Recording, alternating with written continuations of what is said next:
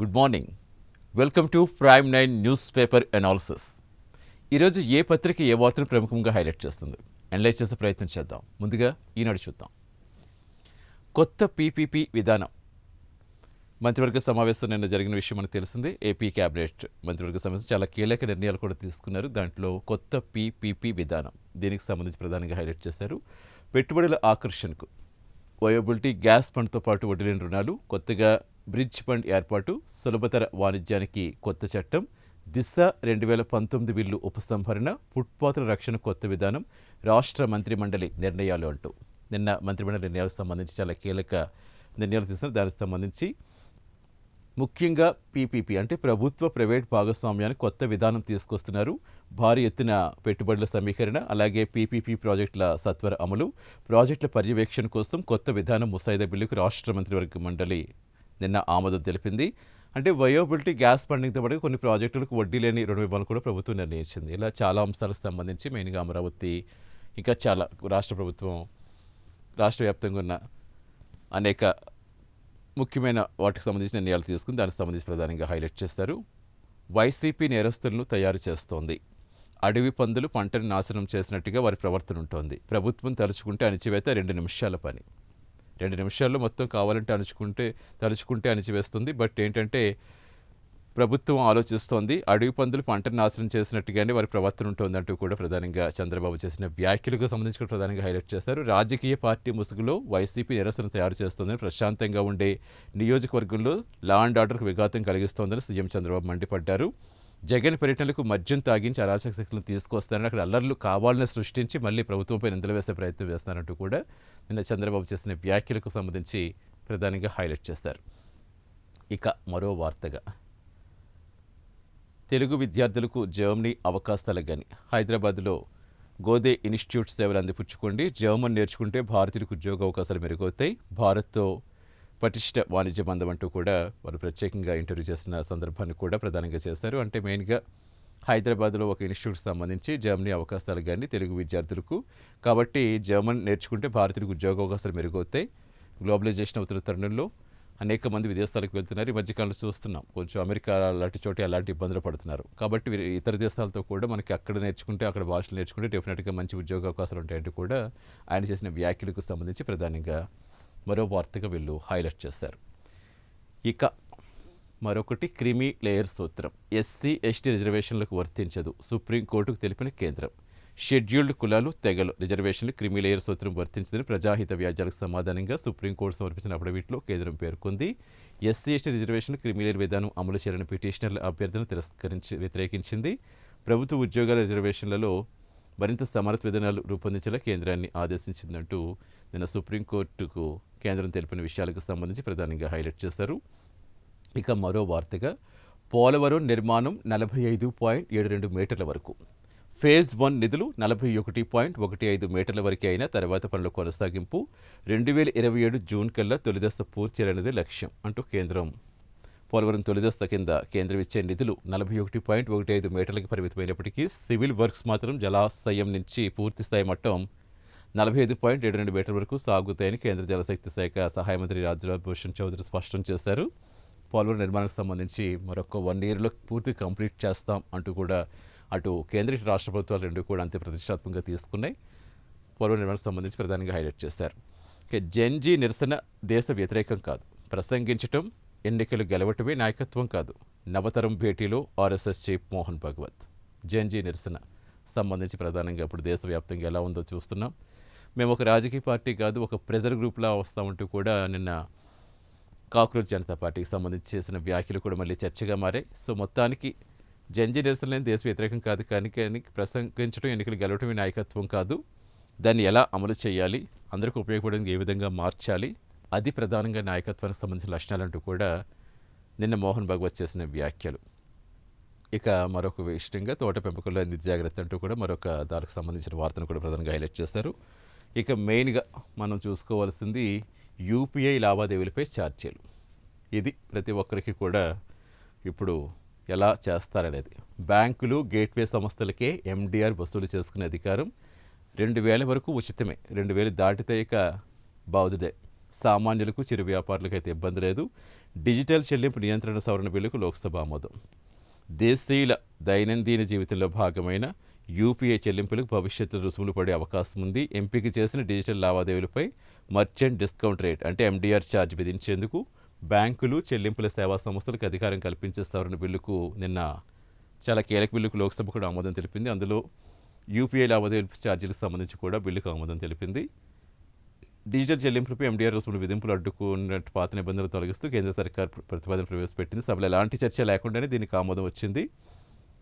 పన్నులు, ఇతర చట్టాలు సవరణ బిల్లు 2026లో భాగంగా చెల్లింపులు, సెటిల్మెంట్ సిస్టమ్స్ చట్టం 2007తో పాటు ఆదాయ పన్ను చట్టం 2025, ఆర్థిక చట్టం 2026లను ప్రభుత్వం సవరించింది. ప్రస్తుత చెల్లింపులు, సెటిల్మెంట్ సిస్టమ్స్ చట్టం 2027లో కొన్ని సవరణలు చేసి కంప్లీట్గా అంటే 2000 వరకు అయితే కంప్లీట్గా అది ఉచితంగానే ఉంటుంది. కానీ 2000 దాటితే మాత్రం ఇక బాధలు స్టార్ట్ అవుతుంది. ఇప్పుడు అందరం కూడా ఆల్మోస్ట్ పర్సులు పెట్టుకోవడం మర్చిపోయాం. కంప్లీట్గా ఫోన్స్ మీద డిపెండ్ అయిపోతున్నాం. అది చిన్న 5 రూపాయల చాక్లెట్ అయినా లేదా కొన్ని లక్షల్లో వాళ్ళ రేంజ్కి తగ్గట్టుగా ఏం కొనుక్కున్నా ప్రతిదీ కూడా డిజిటల్ మీద డిపెండ్ అయిపోయాం. ఇప్పుడు 2000 దాటితే అంటే 2000 లోపు అంటే ఆల్మోస్ట్ అంటే చిన్న చిన్న వ్యాపారులకు, సామాన్యులకు, చిరు వ్యాపారులకు ఏమి ఇబ్బంది లేదు. కానీ 2000 దాటి మనం ఏమైనా పర్చేస్ చేస్తే మాత్రం అసలు ఆలోచించుకుంటే బెటర్. ఎందుకంటే ఖచ్చితంగా మళ్ళీ దాని మీద ఎక్స్ట్రా ఛార్జెస్ కూడా పడతాయి. ఇప్పటికే జిఎస్టీలని అవని ఇవని మనం కొనుక్కున్నది ఎంత అయితే బాధుడు ఎంత ఉంటుంది. ఇక ఇది కూడా యాడ్ అయిందంటే ఇక దాని పరిస్థితి ఎలా ఉందో మనం చూసుకోవచ్చు. ఇక తర్వాత ఇవి మెయిన్గా ఈనాడులో అంటే ప్రధానంగా నిన్న ఏపీ క్యాబినెట్ భేటీకి సంబంధించి చేస్తారు. పోలవరంకి సంబంధించి కేంద్రం, అలాగే మెయిన్గా యూపీఐ లావాదేవీలపై నిన్న లోక్సభ ఆమోదం బిల్లుకి సంబంధించి దీనికి సంబంధించి ఈ వార్తలు ప్రధానంగా హైలైట్ చేస్తుంది. ఇక సాక్షి చూద్దాం. ప్రజాస్వామ్య దీక్షపై దమనకాండ, పచ్చ బ్యాచ్ రౌడీయిజం, శాంతియుత ఆందోళనపై చంద్రబాబు సర్కార్ ఆటవిక చర్యలు, మెగా డిఎస్సి 2025 స్కామ్పై రాష్ట్ర వ్యాప్తంగా వైఎస్ఆర్సీపీ రిలే దీక్షలు తలపెట్టిన విషయం తెలిసిందే. నిన్న మొత్తం రాష్ట్ర వ్యాప్తంగా కూడా ఎక్కడికక్కడే దీనికి రెస్పాన్సిబిలిటీ తీసుకుంటూ విద్యాశాఖ మంత్రి నారా లోకేష్ రాజీనామా చేయాలని ప్రధానంగా వారు డిమాండ్ చేస్తూ కూడా వస్తున్నారు. సిబిఐ విచారణకి ఎప్పటి నుంచో చూస్తున్నాం. కంటిన్యూస్గా వీళ్ళు ఒక డిమాండ్ తోటి నిరసన చేస్తూనే ఉన్నారు. నిన్న కొంచెం ఉధృతులు దాల్చాయి, దీక్షలు కొనసాగించారు. నిన్న మెయిన్గా విజయవాడలో మల్లాది విష్ణు, బోండా ఉమా వాళ్ళ మధ్య అయితే కొంచెం ఉధృతంగానే మారిన పరిస్థితి అయితే కనిపించింది. ఆల్మోస్ట్ రాష్ట్ర వ్యాప్తంగా కూడా అయ్యే దీక్షలు. శాంతియుతంగా మేము ఆందోళన చేస్తుంటే ఆటవిక చర్యలకు పాల్పడిందంటూ కూడా నిన్న వైఎస్ఆర్సీపీ నేతలు చేసిన వ్యాఖ్యలకు సంబంధించి మెగా డిఎస్ 2025 స్కామ్పై రాష్ట్ర వ్యాప్తంగా వైఎస్ఆర్సీపీ దీక్షలు చేపట్టింది. ఫీజులు, వసతి దీవెన బకాయిలు నిరుద్యోగ యువత తక్షణమే చెల్లించాలి. మెగా డిఎస్సీ స్కామ్పై సిబిఐతో విచారణ చేయాలి. విద్యాశాఖ మంత్రి లోకేష్ రాజీనామా చేయాలి. వైఎస్ఆర్సీపీ చేపట్టిన ఆందోళనకు డిఎస్సీ బాధిత అభ్యర్థులు, నిరుద్యోగులు జెన్జీ మద్దతు, ఉద్యమం ఉధృతం. తన కుమారుడి రాజకీయ భవితపై అంటూ కూడా ప్రధానంగా నేను వైసీపీ నేతలు చేసిన వ్యాఖ్యలకు సంబంధించి హైలైట్ చేశారు.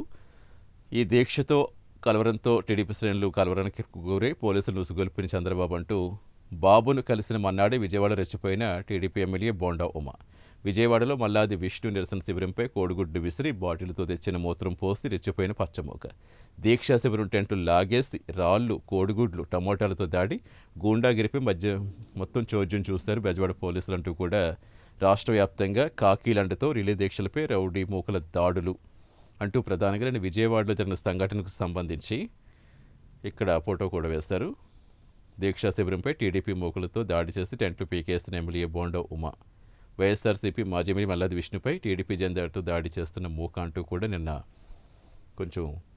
మధ్యాహ్నం ఆ టైంలో కొంచెం ఉధృతంగానే కనిపించింది పరిస్థితి. అక్కడ మెయిన్గా రాళ్ళు, కోడిగుడ్లతో దాడి చేస్తారు, పెట్రోల్ కూడా పోశారు. శాంతియుతంగా దీక్ష చేస్తుంటే వాళ్ళు వచ్చి మా నిరసనల మీద వాళ్ళే కావాలని రెచ్చగొట్టి దాడి చేసి టెంట్లు పీకేస్తున్నా పోలీసులు మాత్రం ప్రేక్షక పాత్ర వహించారే కానీ ఎక్కడ పట్టించిన దాఖలాలు కనిపించలేదంటూ ప్రధానంగా ఆరోపించిన ఆరోపణలకు సంబంధించి హైలైట్ చేశారు. ఇక నెక్స్ట్ వార్తగా అలవాటు చేసి వడ్డింపు, యూపీఐ ద్వారా చేసే పేమెంట్లపై బాధుడుకు కేంద్రం రెడీ. ఎప్పటికప్పుడు ఛార్జీలు విధించే అధికారం ప్రభుత్వానికి. ఈ మేరకు చట్టం సవరణ లోక్సభ ఆమోదం. ఇందాక మనం మాట్లాడుకున్నాం కదా, ఆల్మోస్ట్ ఇంకా అందరూ పార్సల్ మర్చిపోయాం. ఎప్పుడైనా ఎక్కడికైనా షాప్కి వెళ్ళినప్పుడు ఏ నెట్టో పని చేయక ఏ ఛార్జింగ్ అయిపోతే ఇక మన కష్టాలు ఇంకా దేవుడికి తెలుసు ఎంత ఇబ్బంది పడిపోతామో. ఇప్పుడు దానికి సంబంధించే యూపీఐ వడ్డింపులు నిన్న లోక్సభ కూడా ఆమోదం తెలిపింది. 2000 దాటితే అంటే 2000 లోపు అయితే పర్వాలేదు, 2000 దాటితే మాత్రం మళ్ళీ మరో బాధుడికి మనం రెడీ అయ్యి 2000 కంటే ఎక్స్ట్రా పేమెంట్స్ చేసుకోవాలి. 2,000 లోపు వరకు అయితే పర్వాలేదు కాబట్టి అది మిడిల్ క్లాస్కి అది అనుకూలంగానే ఉంటుందని కేంద్రం చెప్తుంది. మరి దీని పరిణామాలు ముందు ముందు ఎలా ఉంటాయో, ఎందుకంటే ఇప్పుడు ఏది కొన్నా ఎంత అవుతుందో అందరికీ తెలుస్తుంది. సో దాన్ని బట్టి చూసుకున్నా మరి ఆ బాధుడు మళ్ళీ ఏ రూపం దాల్చుతుందో, ఎక్స్ట్రా ఛార్జీలు కలిపి మళ్ళీ ఇంకెంత నెత్తి మీద పడతాయో చూడాలి. ఇక కేంద్ర హోంమంత్రి అమిత్ షాకి ఫిర్యాదు చేస్తున్న వైఎస్ఆర్సీపీ ఎంపీలంటూ ఏపీలో దిగజారిన శాంతి భద్రతలు, కక్ష సాధింపు చర్యల కోసం పోలీసు వ్యవస్థ, చట్టాల దుర్వినియోగం, భారతీయ సిమెంట్స్, ఫ్రెంచ్ గ్రూప్, వికాట్ వంటి మల్టీనేషనల్ కంపెనీలు బెదిరిస్తున్నారు, మెగా డిఎస్సీ పేరుతో ఉపాధ్యాయ నియామకాల్లో భారీ అక్రమాలు, వైఎస్ జగన్ భద్రతపై ప్రభుత్వ నిర్లక్ష్యం, కేంద్ర హోంమంత్రి అమిత్ షాని కలిసిన వైఎస్ఆర్సీపీ ఎంపీలు ఫిర్యాదు అంటూ నిన్న కేంద్ర హోంమంత్రి అమిత్ షాని కలిసారు ఢిల్లీలో. వైఎస్ఆర్సీపీ ఎంపీలు అక్కడ ఫిర్యాదు చేశారంటే ఎక్కడైనా జగన్ ఒకవేళ ఇన్ కేసు పర్యటనలకు వస్తుంటే, దీక్షలకు సంబంధించి వస్తుంటే అసలు పోలీసులను ఇవ్వటం లేదు, లా అండ్ ఆర్డర్కి చాలా దిగజారిపోయి ఏపీలో అంటూ కూడా వెంటనే కేంద్రంలో కల్పించుకోవాలి, జగన్కి భద్రత కల్పించాలంటూ కూడా నేను వినతిపత్రం అందించారు. రాష్ట్రంలో జరిగిన పరిణామాలకు సంబంధించి కూడా వివరించే ప్రయత్నం చేశారంటూ మెయిన్గా ఆ ఫోటోను కూడా వీళ్ళు హైలైట్ చేశారు. ఇక విద్య, వైద్యం, ఇక ప్రైవేట్కి పీపీపీ విధానంలో మౌలిక వస్తువులు ముసాయిదా బిల్లు 2026 క్యాబినెట్ ఆమోదం, మహిళలు, చిన్నారులపై జరిగే నేరాలపై వేగవంతమైన విచారణకు ఉద్దేశించిన దిశా బిల్లు ఉపసంహరణకు పచ్చ జెండా, టీడీపీ ఆఫీసులు 2 జిల్లాల్లో మరో 4 ఎకరాలు, గుంటూరు జిల్లా మోతడకలో రైల్వే లైన్ కోసం ల్యాండ్ పూలింగ్లో 2,344.12 ఎకరాలు, శాసనసభ, హైకోర్టు భవనాల కన్సల్టెన్సీ ఫీజుల కింద 206.59 కోట్లకు ఓకే, మీడియాకు మంత్రి పార్థసారథి వెల్లడి అంటూ నిన్న ఆల్మోస్ట్ 4 గంటల పాటు సాగింది ఏపీ కేబినెట్ భేటీ. ఆ తర్వాత పార్థసారథి వివరాలు వెల్లడించారు. దానికి సంబంధించిన వార్తను కూడా వీళ్ళు ప్రధానంగా హైలైట్ చేస్తారు. సో ఇవి మొత్తానికి నిన్న మెగా డిఎస్సీ 2025 మెగా డిఎస్సీ స్కామ్తో సిబిఐ విచారణ చేయాలంటూ చేస్తున్న నిరసనలకు సంబంధించిన వార్తను ప్రధానంగా హైలైట్ చేశారు. యూపీఏకి సంబంధించి చేశారు. ఇక మరో వార్తగా కేంద్ర హోంమంత్రి అమిత్ షా నిన్న వైఎస్ఆర్సీపీ ఎంపీలు కలిసి జగన్కి భద్రత కల్పించాలంటూ కూడా ప్రధానంగా హైలైట్ చేసిన వార్తను వీళ్ళు హైలైట్ చేశారు. అలాగే ఏపీ కేబినెట్ భేటీకి సంబంధించి ఇక ఆంధ్రజ్యోతి చూద్దాం. ఆంధ్రజ్యోతిలో తరుణ్ తేజ్పాల్కు 10 ఏళ్ల జైలు. 2013లో ఎంత సంచలనం రేపిందో మనకు తెలుస్తుంది. అత్యాచారం కేసు సంబంధించి 10.21 లక్షల జరిమానా, సహోద్యోగినిపై లైంగిక దాడి కేసులో తీర్పు 4 వారాల్లోగా లొంగిపోవాలి, బాంబే హైకోర్టు ఆదేశం ఇచ్చింది. నా వయసు 62 ఏళ్ళు కాబట్టి నా మీద దయ చూపినట్టు తేజపాల్ చేసిన అభ్యర్థనకు సంబంధించి వేశారు. తండ్రి స్థానంలో ఉండి నేరానికి పాల్పడ్డారంటూ తుషార్ మెహతా చేసిన వ్యాఖ్యలకు సంబంధించి ఆయన వాదనకు సంబంధించి కూడా ప్రధానంగా హైలైట్ చేశారు ఆంధ్రజ్యోతిలో. ఇక చర్చకు మరో రూపమై నిరసన, ప్రజాస్వామ్యంలో అది చట్టబద్ధం, సమస్యలు పట్టించుకోకపోతే ఆందోళనకు దిగుతారు, స్వలింగ సంపర్కులు కూడా సమాజంలో భాగమే, అసమానతలు ఉన్నంతకాలం రిజర్వేషన్ ఉండాల్సిందే, ఎన్నికల్లో విజయాలే నాయకత్వ నిదర్శనం కాదు, జెన్ ఆల్ఫాతో భేటీలో ఆర్ఎస్ఎస్ చీఫ్ భాగవత్. ప్రజాస్వామ్యంలో నిరసన అనేది చర్చకు మరో చట్టబద్ధ రూపమే అని ఆర్ఎస్ఎస్ చీఫ్ మోహన్ భాగవత్ పేర్కొన్నారు.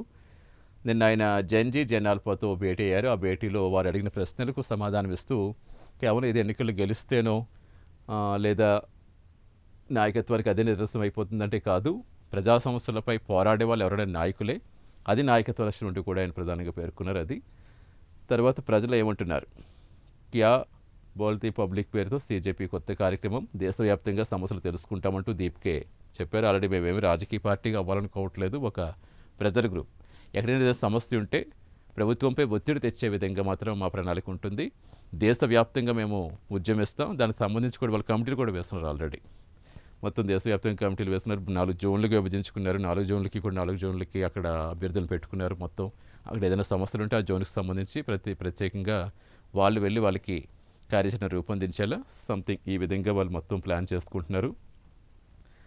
దేశవ్యాప్తంగా సమస్యలు తెలుసుకున్నట్టు దీప్కో చెప్పారు. తొలి వర్కింగ్ కమిటీ ఏర్పాటు, తెలుగు వ్యక్తికి చోటు అంటూ. ఇక మరో వార్త, అమిత్ షాను సభకు రమ్మనండి, ప్రతిపక్షాలు వినతి పరిగణలోకి తీసుకోండి, కేంద్ర మంత్రి రిజిజుకు రాజ్యసభ చైర్మన్ సూచన అంటూ ఇవన్నీ కూడా చిన్న వార్తల్లో చేశారు. ఇక మెయిన్ వార్తగా ఏం చేశారంటే, గొడ్డలి పార్టీ క్రిమినల్స్ ఫ్యాక్టరీ, పరామర్శల పేరుతో జగన్ విధ్వంసం అంటూ నిన్న చంద్రబాబు చేసిన వ్యాఖ్యలకు సంబంధించి, గంజాయి బ్యాచ్ను జంజీగా చెప్పుకోవడం ఆ పార్టీకే చెల్లుబాటైంది, అసూయతోటే డిఎస్సీపై యాగి ఏడాది తర్వాత ధర్నాలు చేయడం ఏంటి, కోర్టుల్లో 300 పైచిలకు కేసులు వేశారు, వాటిని కొట్టేసి చివాట్లు పెట్టినా సరే తీరు మార్చుకోలేదు, నాడు దిశా పేరుతో ప్రజలు మభ్యపెట్టారు, ఉత్తుత్తి పోలీస్ స్టేషన్లతో హంగామా చేశారు, అగ్రిగోల్డ్ కేసులో త్వరగా న్యాయం చేయాలి, పని చేయడమే కాదు ప్రజలతో సంధానం కూడా ముఖ్యమే, నిత్యం వారితో ఉండండి అంటూ బాబు మంత్రులకు సూచించారు. కేబినెట్ భేటీ తర్వాత చాలా సుదీర్ఘంగా మంత్రులతో కూడా చర్చించారు.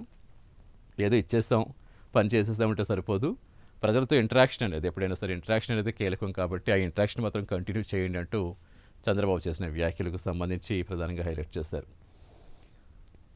నిన్న మొత్తం ఆ ఫోటో హైలైట్ చేశారు. బంతులతో భేటీ అయింది.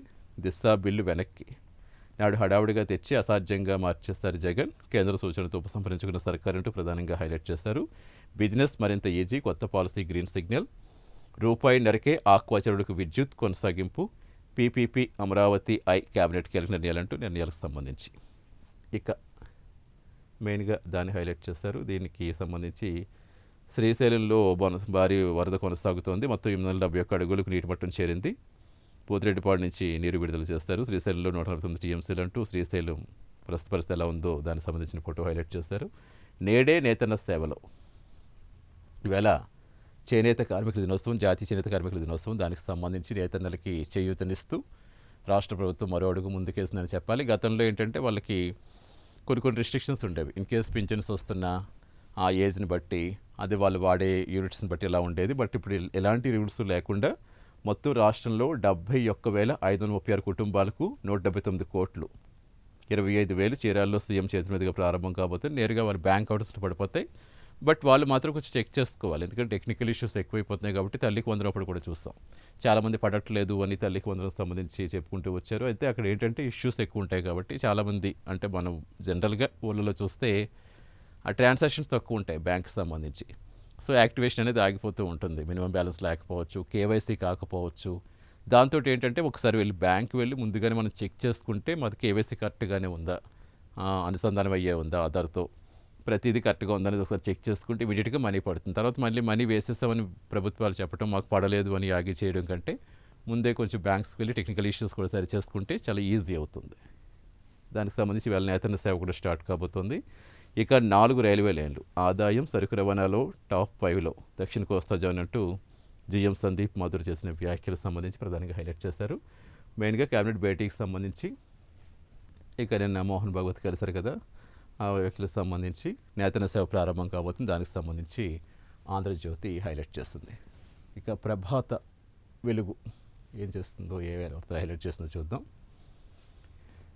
ఇది కూడా సేమ్, జంజీ నిరసనలు దేశద్రోహం కాదు అంటూ, కేవలం ఎన్నికల్లో గెలిస్తేనే నాయకులు కారు, ప్రజా సమస్యల పట్ల నిబద్ధత ఉండి ప్రజల కోసం పోరాడితే ఎవరైనా నాయకులే అంటూ జెన్జీ జెన్ ఆల్ఫాతో జరిగిన భేటీలో భగవత్ చేసిన వ్యాఖ్యలు ప్రధానంగా హైలైట్ చేస్తారు. ఇక real boom at ORR, outer చుట్టూ భారీగా పెట్టుబడులు, పెద్ద ఎత్తున భూముల క్రయ విక్రయాలు, 2025-26లో 4 లక్షలకు పైగా డాక్యుమెంట్ రిజిస్ట్రేషన్, సర్కార్ ఖజానాకు 9,000 కోట్ల రాబడి, రిజిస్ట్రేషన్ స్టాంపుల ఆదాయంలో చాలా ఎక్కువగా ఇక్కడి నుంచే వచ్చిందంటే ప్రధానంగా హైలైట్ చేస్తారు. ఆ వార్తను కూడా ప్రధానంగా హైలైట్ చేస్తారు. ఇక 15 ఆగస్టుకు కానుకలు, స్మార్ట్ రేషన్ కార్డ్స్, కొత్త పింఛన్ల పంపిణీకి శ్రీకారం.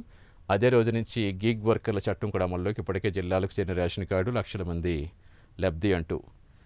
ఆగస్టు 15న స్వాతంత్ర దినోత్సవం సందర్భంగా సంక్షేమ పథకాల పంపిణీకి ప్రభుత్వం శ్రీకారం చుడుతోంది. ఈ వేడుకకు ఎంతో కాలంగా ఎదురు చూస్తున్న ఈ తెల్ల ration cards, smart ration cards సంబంధించి కూడా వెల్లడిస్తున్నారు. దానికి సంబంధించిన వార్తను హైలైట్ చేస్తారు. ఇక హైదరాబాద్లో రోడ్లు సెట్ చేద్దాం, నిన్న భేటీ అయ్యారు. మొత్తం హెచ్ఎండిఏ, హెచ్ఆర్డీసీఎల్ అధికారులతో ఉన్నత సమీక్షించారు. దానికి సంబంధించి ఇక నిషేధిత భూముల జాబితా అప్డేట్ షురు అంటూ మరో వార్తను కూడా హైలైట్ చేస్తారు.